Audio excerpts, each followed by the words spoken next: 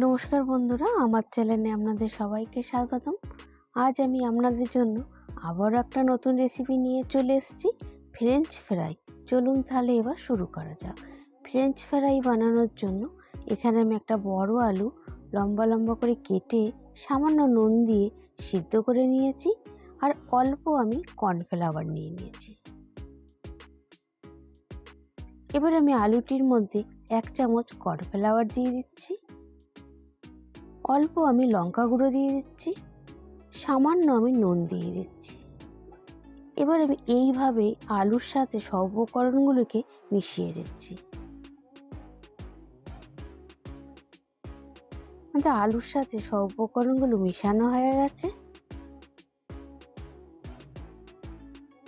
এবার আমি gas on করে দিচ্ছি। গ্যাসের মধ্যে আমি একটা ফ্রাই প্যান বসিয়ে নিচ্ছি। ফ্রাই প্যানের মধ্যেই পরিমাণ মতো সাদা তেল দিয়ে দিচ্ছি। আমাদের তেলটি গরম হয়ে এসছে। এবার আমি একটি একটি করে আলু তেলের মধ্যে দিয়ে দিচ্ছি।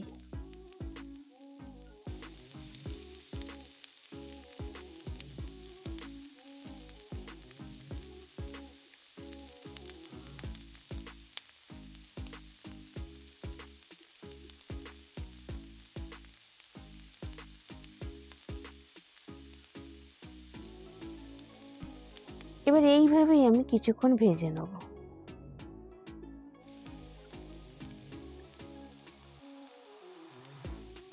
আমাদের ফ্রেঞ্চ ফ্রাইগুলো একদিক ভাজা হয়ে গেছে, অন্য দিকটা ভাজার জন্য আমি খুব সাবধানে উল্টে দিচ্ছি।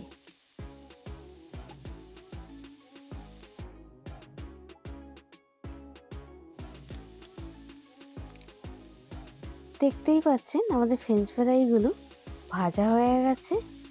এবার আমি অল্প অল্প করে একটি পাত্রের মধ্যে তুলে নেব।